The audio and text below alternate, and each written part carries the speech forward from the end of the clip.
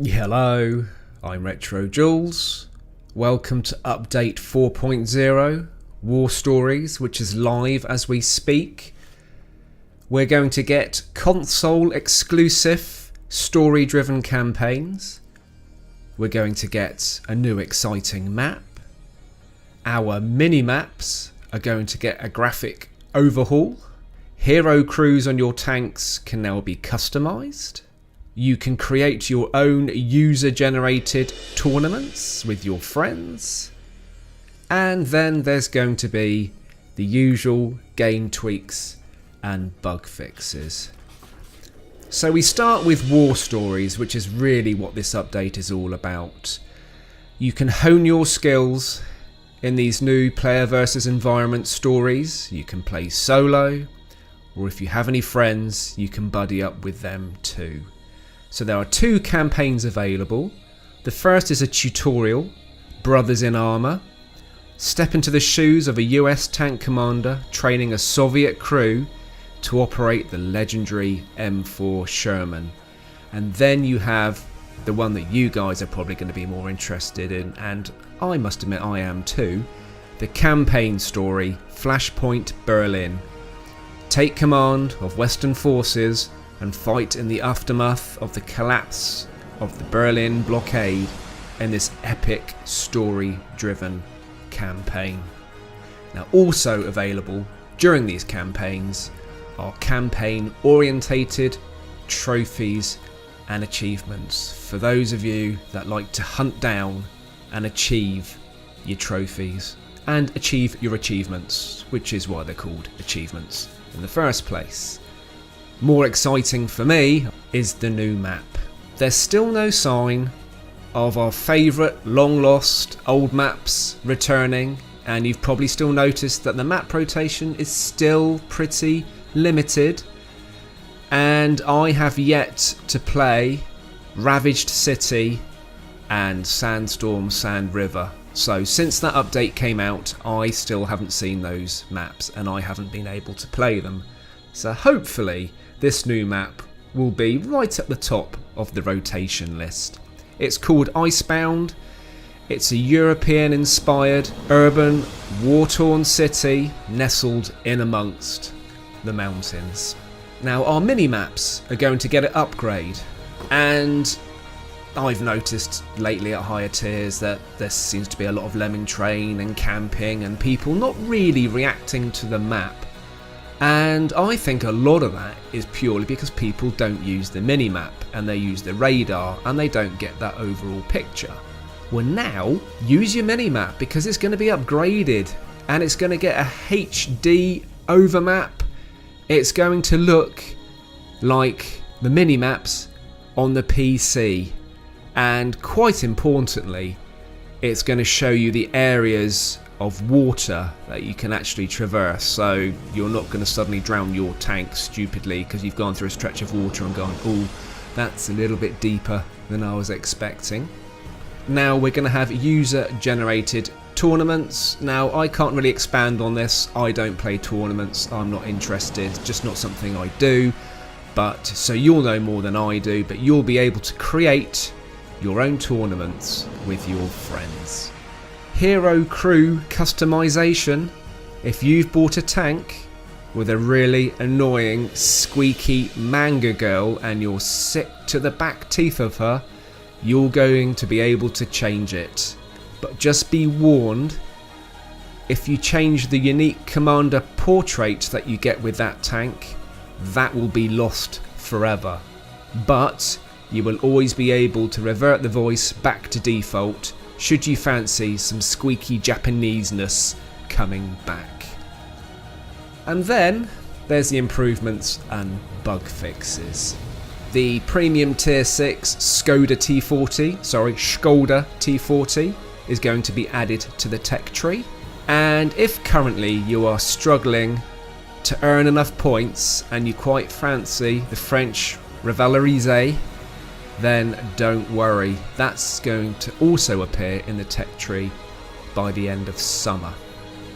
Quite an important one, view ranges. View ranges will be adjusted for all the tank classes on the extreme weather maps. And I think this is quite an important one for you 360 players. The following tanks, which are scrolling up the screen as we speak, on the Xbox 360 have been optimised to reduce memory. I would almost take this as a warning. If I was a 360 player right now, I would be saying that the game is getting too big for the 360's capabilities. And as much as Wargaming can't afford to lose the 360 players, because I don't know what percentage of gamers play the 360, but we need that large pot of players to try and keep matchmaking relatively equal and just have the players out there. They're not going to abandon this game, but I think if I was playing a 360 right now and I'd read that, you might want to be thinking about getting yourself an Xbox One or PS4. And believe me, the game is amazing on the Xbox One. I loved it on the 360. I played it for a year on the 360. But maybe now, with Christmas coming, now's the time to be thinking about upgrading to one of the newer consoles, just to guarantee that that game is always going to be available to you. And then we've got finally the bug fixes, which are scrolling up the screen as I speak, and there's plenty of them. So that's it. That is update 4.0. It would appear to me now that the groundbreaking updates of old are now really kind of monthly patch updates. So we're not going to get perhaps those super groundbreaking introductory tech trees and all the rest of it. Do you remember updates used to be mega exciting, and one would come up and you go, oh wow, here we go. But now I think they're just nibbling away at the game, and every month you're going to get a tweak, some new maps, and I think this is actually quite a good thing, whereas rather than waiting 2 or 3 months for a massive update, every month, hopefully, we're going to get constant new features within the game that we all love. As for war stories, I don't play any campaigns. I don't play player versus environment. I just log straight into multiplayer and away I go when I get time. But I do think this will enhance the game. It'll be nice to have some story links to follow. You know, this game does lack story. It's all about annihilating your enemies, ruining somebody's game on the other side of the planet. Whereas I think having stories and perhaps some history-driven incentives is really going to deepen complexity of this game. The new map, well, a new map is always exciting, but I really hope I get to see it before the next update. I have not seen many of the new maps, but I really like the look of this one. I do quite like urban maps, mainly because I'm not very good at them.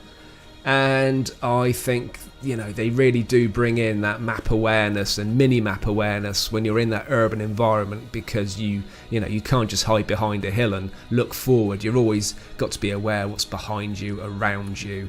And yeah, really looking forward to seeing that map. And then the mini-maps overview, the updates, the graphical update that they're getting. I'm a little bit on the fence with this one. I use my mini-map a lot. I would like my mini-map to be a little bit bigger because I do use it a lot, and I'd really love the option of it to be larger. But I also like the simplicity of the map. I just need to know roughly where I am on the map, what direction I'm facing, and who's around me. And I also like to make sure that I can see my view range cone, especially when I put my binoculars on. I want to know exactly what range I can see across the map. And I'm kind of hoping that by giving these maps a really high quality upgrade, that they're not going to blend into the screen too much, and also that the view range cone and the perimeters around your tank are still going to show up nice and clearly.